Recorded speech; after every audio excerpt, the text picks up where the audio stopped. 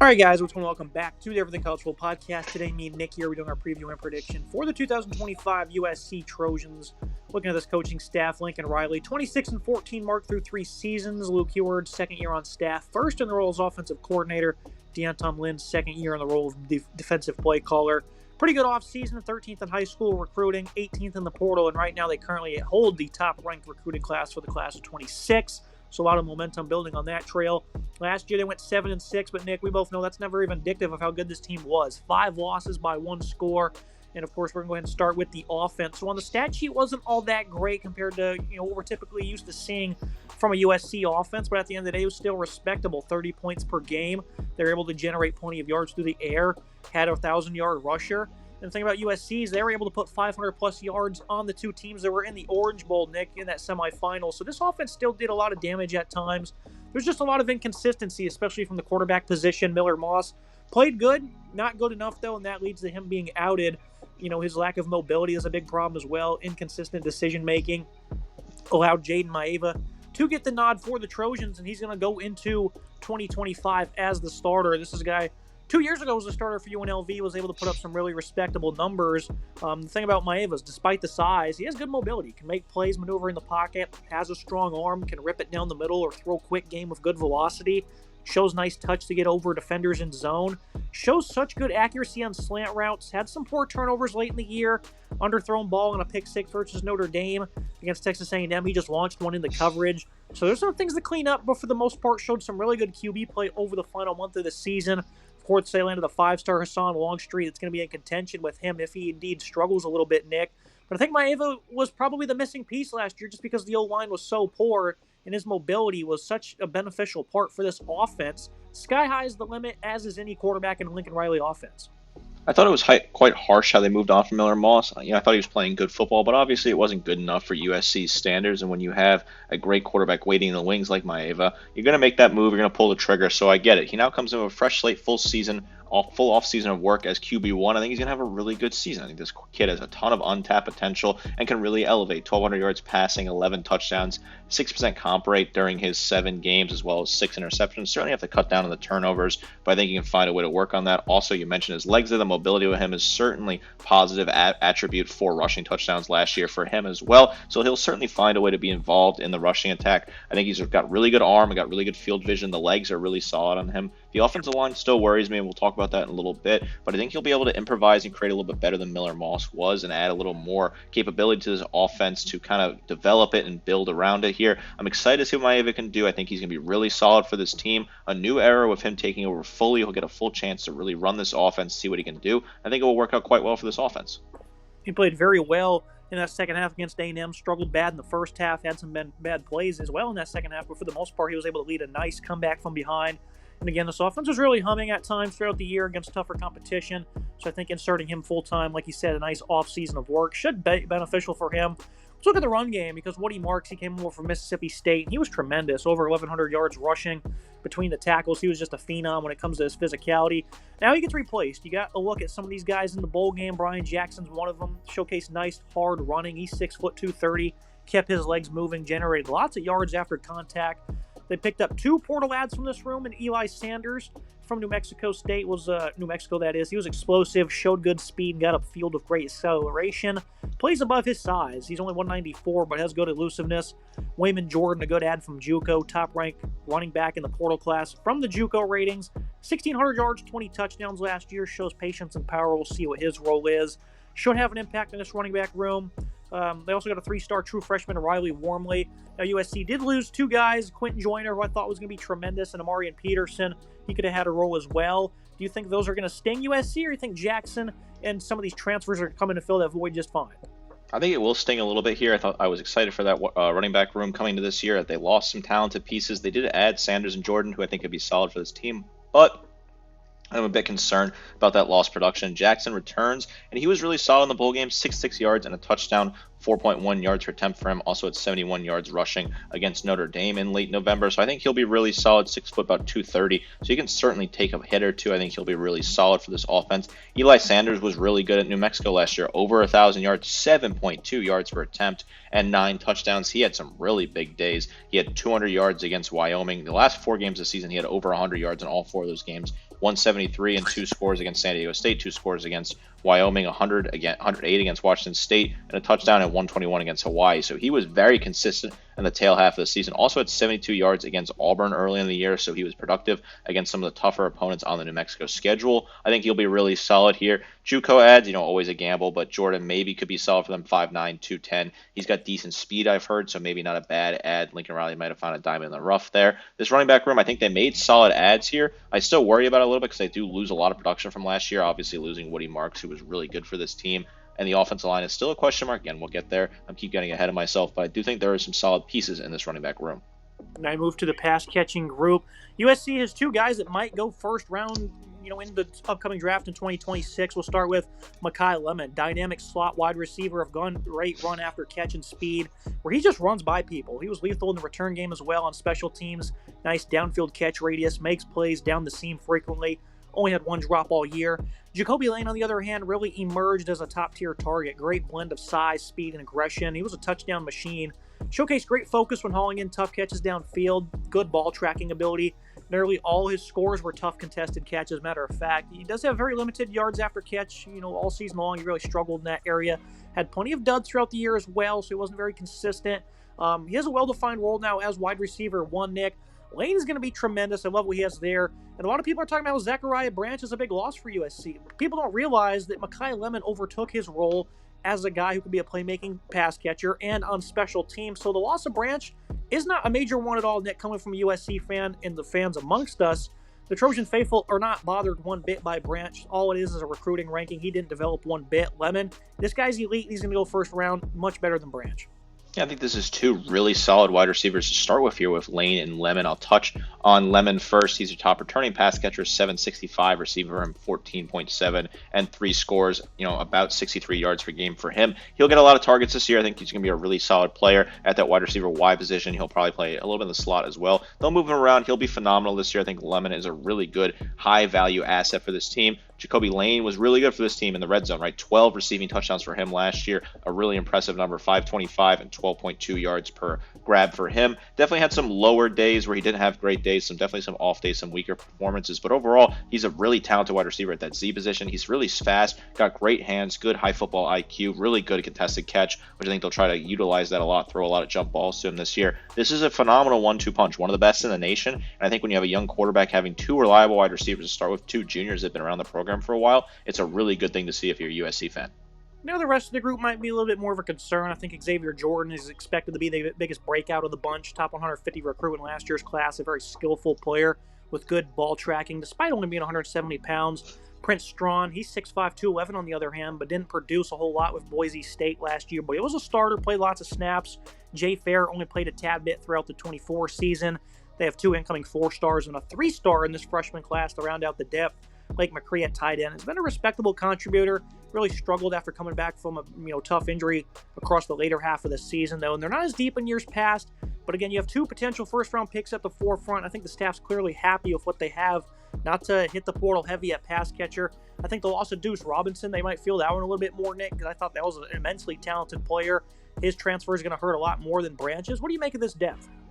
I think depth is a little questionable. I think Prince Strachan was a solid ad from Boise State, a kid out of the Bahamas, originally from the Bahamas, playing at Boise State, 300 yards receiving for him last year, 12.2 yards for grab and 1 score. So I think, not incredible production there, but I think he's a guy that you can potentially rely on and get more out of, 6'5", 204, so definitely a bigger frame. Jay Fair, I thought, was solid in his limited reps last year, had a couple of grabs and a touchdown last year. He'll be involved. Lake McCray, I think he's still a reliable tight end, 245 for him, 10.2 yards per grab. Want to see what his usage looks like. The depth is definitely questionable, right? It's definitely a weaker room on the back end, but I think it's really highlighted by Lemon and Lane, who will certainly do the heavy lifting and get a lot of the targets this year. Now let's look at the offensive line. This was the biggest weakness for USC. I think it certainly still is as they enter 2025. Elijah Page returns to his post at left tackle. 6'7", 320 was horrid early in the season. He was much better in the back half of the year, though. Still had some issues versus Notre Dame. He was battle-tested, only allowed 2 sacks overall as he enters his redshirt sophomore season. The interior offensive line's up for grabs. Emmanuel Pregnon, he got poached from Oregon due to tampering, so that opens the door for DJ Wingfield. He was an above-average performer for Purdue last season at right guard. Alani Noah was in that role for USC a season ago, and he struggled immensely in his first year as a starter, especially in pass pro. He is 6'4", 335, though. Could be pushed for his starting job. Right tackle was just as bad of a spot, but sees 2 new faces competing. Tobias Raymond had a great offseason, appears to be the favorite. He saw meaningful snaps in only 2 games. That was versus Michigan and Texas A&M, and he struggled bad in both of those games. He'll be under siege by redshirt freshman Justin Tanuanu. In the J. Andre Reed was a pretty good center for Syracuse over the last 2 seasons. He has big shoes to fill for SC, and I think he's going to do that with ease, though. And again, offensive line, Nick, has been the biggest weakness in recruiting for them. Not many talents to rave about, and the portal ads are nothing really to get hype about either. But in this scheme, all you need is quality play. The skill guys can do the rest for you. USC had an 18 pass block grade versus Michigan, 23 versus Notre Dame, 34 versus A&M. And those games, the offense still did work in, Nick. What can USC do if the offensive line is just halfway better? If it is halfway better, this is going to be a high-flying offense that could score a ton of points, certainly more than 30 points per game, and could really hit maybe 300 yards per game through the air. I don't know if I trust this unit to be that good this year. I'm really kind of wait-and-see approach. I am concerned about this O-line, certainly, but I do think the add of Reed from Syracuse was a really big one. He was a guy that was reliable at center for them. He was really solid this past season, 6'3", 320 for them. Is his size. He was really good at center. I think he'll be a great leader. DJ Wingfield, I think, is a weaker ad from Purdue, but a guy that's been around college football for a little bit, so maybe you can get more out of him. Elijah Page, I think he'll have a big step forward at left tackle, but I'm still worried about him. And then Tobias Raymond at right tackle, I think will be solid and probably will win that job, but I'm keeping an eye on that, keeping an eye on right guard as well. This O-line's got to play better, right? There's no way to beat around the bush with that. You have to find better productivity at your offensive line, certainly to help out your rushing attack, which was 82nd in the nation last year. Can this unit do so? I'm still not fully convinced, but I think they've come a little bit closer to improvement here. They're getting better as the year goes on. I think they'll be better throughout the rest of the season when they finally develop and kind of play better football together, but I'm still concerned about this unit. Keeping an eye on this O-line, it may hold this offense back.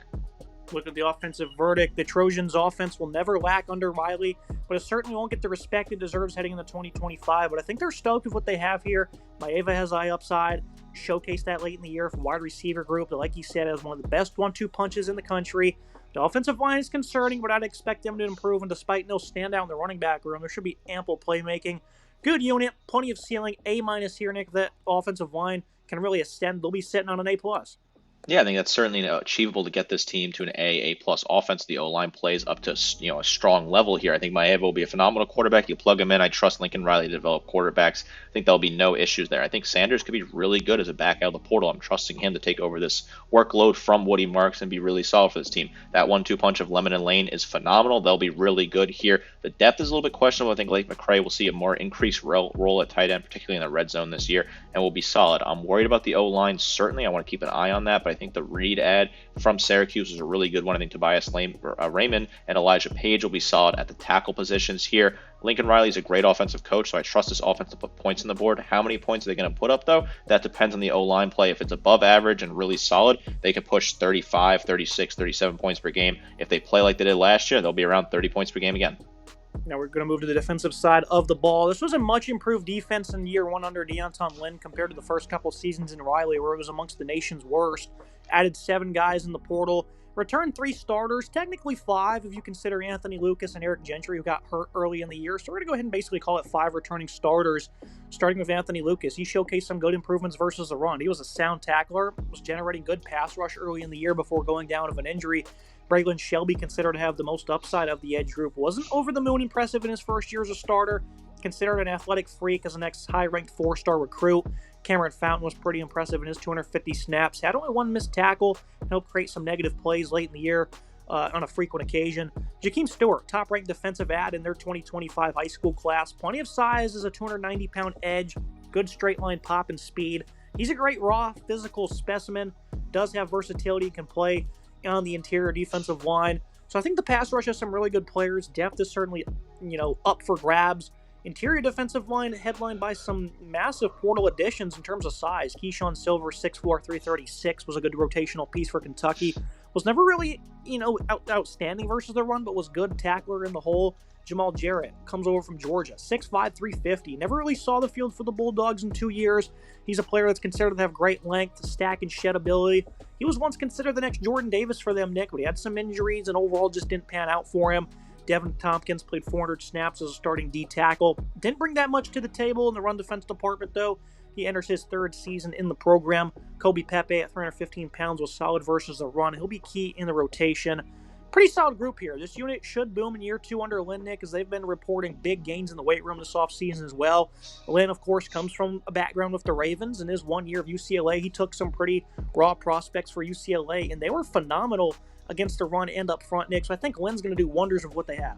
Yeah, I think they'll be able to really make a good pass rush out of this unit. Getting back Anthony Lucas is a really good player to return. 16 total tackles and a pass breakup for him before his injury. I think he'll be really reliable this year. Braylon Shelby was good for this team. 28 total tackles, 5 tackles for loss, 3 sacks. Pretty good numbers there. Kamar Fountain was solid as well. 19 total tackles, 5 tackles for loss, 2 sacks for him. I think he'll certainly find a way to be productive on this defensive line. I think they returned Devin Tompkins, who was good for them last year. 24 total tackles, 3 tackles for loss, 1.5 sacks. 3 pass breakups, he's solid. And then Bazari as well was further down the depth chart. Jida Bazari was not bad for them, 7 total tackles and rotational reps. He was a true freshman, so as a sophomore, maybe he'll take a step forward. I think the 2 adds are quite interesting ones, right? You start with Kashawn Silver from Kentucky, 26 total tackles, a sack, and a QB hurry last year. He played better down the stretch, right? Had 4 tackles against Murray State, 2 against Texas, 3 against Louisville. Found his groove in the second half of the season. Had that one QB hurry against Florida and a sack against Auburn. I think he'll be solid for this team. I like the size on him. 6'4", 330. He's huge. And then Jamal Jarrett, he didn't really pan out at Georgia like he alluded to there. Has only played 4 games last year and didn't do really anything in those 4 games. But he's a guy that's still a high upside potential. 6'5", 350. He's huge. Want to see what his workload looks like here. I think he'll be really solid in this system. I think this defensive line will be a really good unit overall.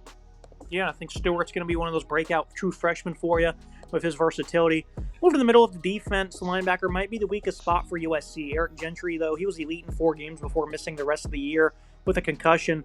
30 tackles and 6.5 TFL across that span. He was phenomenal versus the run. He has good length as well. It's above average for the position, being 6'6", 215. They're hoping he can replicate that same impact. The staff appears really high on true sophomore Damian Stevens, who was poor versus the run in his brief appearances, but showed much more consistency when he saw season-high 30 snaps in the bowl game. Anthony Beavers, a veteran of the program, not really expected to make much of a contribution, though. Jaden Walker, an ex-3-star redshirt freshman's in the fold. And they also picked up a top 200 recruit in Matai Tagaoa, and then Tamir Robinson, an ex-4-star from Penn State. So this is a pretty weak room across the board. The return of Gentry, of course, is major, and I think that's why they went ahead and held him out for the rest of the year, Nick, until the bowl games, because they realized for 2025, we're not going to have nothing here. Yeah, they need to keep Gentry for that depth, and I guess that makes sense. Gentry's a great leader to return, right? Like you said, during those 5 games that he played, 33 total tackles, 7 tackles for loss, 2 sacks, and a pass breakup. He's a great leader. He'll be your captain of your defense. I think he'll be a really solid quarterback of that defense. They can rely on him. Outside of him, though, I don't know if they can rely on these guys. Steffens is a younger player, had 13 total tackles, a tackle for loss, and a QB hurry last year. Did look okay in the bowl game against Texas A&M, though. Also looked good. Really, in earlier season, he only played rotational reps. The rest of the guys are young and inexperienced and don't have a whole lot of reps here. Anthony Beavers is an older player, but he hasn't done a whole lot for this team. Definitely concerned about this linebacking core. Now I move to the secondary. Lots of turnover in the back end for SC, but a talented bunch nonetheless. Starting with the cornerback position, DJ Harvey. He was one of the best defenders in the Mountain West last season. He was elite in coverage, was really good in the run defense areas. 7 TFL and 4 interceptions. I mean, that's just phenomenal versatility there. Marcellus Williams, a top 200 recruit last year. Only saw a few snaps in the blowout week 2 versus Utah State. He's an aggressive player and run support with good ball skills and instincts. I think they're really excited for his potential. D. Carlos Nicholson was indeed granted another year of eligibility, so that gives him a quality veteran in the rotation. Braylon Conley also only saw a few snaps week 2 across his first season. Prophet Brown is a veteran, but really hasn't been all that good in his career. He's going to be pushed by Isaiah Rubin, a guy with some versatility in the back end. Has ball skills, as an ex-wide receiver with IQ and physicality. They also added a top 20 recruit in the state of California at quarterback in Treston Castro. Solid cornerback room. I think they have opportunity for growth here. The safety group was a little bit more well-defined with the return of their top defensive back, Kamari Ramsey. He was great in coverage. He was one of the best in the nation in that area, but was horrid versus the run and missed the second most tackles on the team with 15, so needs to continue to round out his fundamentals. Love the addition of Bishop Fitzgerald. This guy showcased an absurd quickness, can come downhill and lay a big hit with ease. good center fielder. He was consistent in all areas. He'll do great as the other starter coming over from NC State. Depth is limited, though. They got a veteran, Christian Pierce, who's only saw about 100 snaps in 2 years, and they have a redshirt freshman in Marquise Gallegos. I think USC has a secondary that is a little top-heavy in talent. Depth and experience are lacking for the most part. This is a quality group here, Nick. I think this corner group can be nice, and I love what they have at safety. Yeah, I think this is a quality group overall. Start with the 2 transfers there. I think Harvey is a sneaky good ad, one of the best ads out of the portal cycle. 58 total tackles, 7 tackles for loss, 2 sacks, 4 picks, 6 pass breakups last year at San Jose State. Also had 28 total tackles and 5 pass breakups the year before that. He was at Virginia Tech previously. I think he'll be really solid. I like what he can do. I think he's a good player to add. Bishop Fitzgerald was a good ad from NC State. 55 total tackles, 7 tackles for loss, 2 QB hurries, 3 picks, 8 pass breakups. Very versatile safety. You can move him around a lot, get a lot out of him, play him in the slot, move him around, see what you can do. I think he'll be really solid. Prophet Brown was okay for this team last year, 11 total tackles. Well, Carlos Nicholson gets another year for this program, 27 total tackles, 5 pass breakups. He's a great coverage asset that they like to return there. Kamari Ramsey's probably the best player overall in the secondary. 60 total tackles, 6 tackles for loss, 2 sacks, a pick, and 5 pass breakups. Excited to see what type of step he continues to make there. He's a player they can certainly rely on. He's been around the program for a couple years and is still a good player that they can do something with. I like some of the other younger ads. I think Tristan Castro maybe will get some reps as a younger player here. I think Marcellus Williams will be a really solid player. He's a younger guy starting at right cornerback. I think he'll be good. The secondary I think is good. I like some of the depth here. I like some of the pieces they added from the portal as well with 2 really key ads. And some of the returning players are not bad either. I think the secondary will improve this year.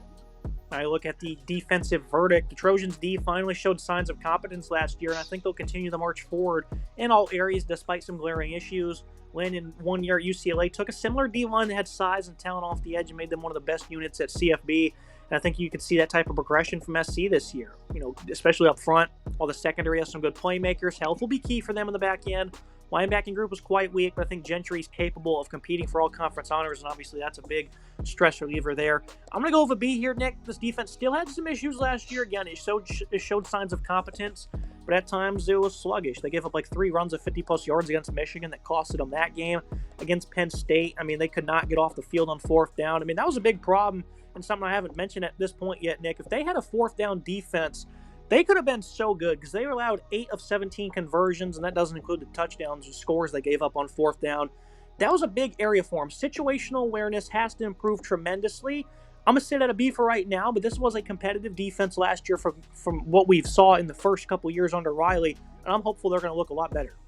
This team was poor on 4th down last year, right? There's no sugarcoating it, but I think the secondary is really solid. The defensive line, I think, is good. I trust D'Anton Lynn to be a really good coordinator for this team. I think he's a really solid coach that's continuing to get more out of some of these guys that are weaker. I think the linebacking core is a huge glaring issue and concerns me certainly, but I think the pass rush depth is really good. The secondary is solid. I think in general what they have on the interior and the exterior of the defensive line are all really strong. I think this will be a unit that will see some success and a lot of forward momentum out of here. I think a B is a fair grade for now, but I think these guys can really develop and be strong as season goes on. I like what this team can do overall. I think it's a really solid defense with good coaching. Yes, it has some weaknesses, but I think it's still a solid unit in this conference.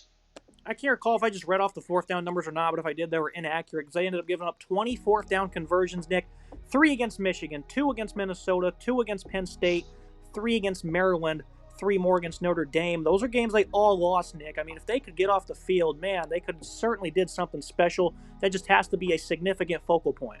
I think that's double what you were reading in your original stat line, right? That's atrocious on 4th down. You got to be better, have better situational awareness. You could win those 1-score games if you get a stop on 4th down. It really swings the momentum your way. They have to be better on 4th down this year. I think with coaching, they can find a way to do that. The original number I read was the offensive 4th down conversion, so sorry for the confusion there. Looking at the schedule and the prediction for USC, the Trojans last year failed to close games as every single loss came down to the wire, even against some of the best teams in the country. And again, they posted 500-plus yards on Penn State and Notre Dame. The offense should click as Maeva is going to showcase improvement alongside a good supporting cast.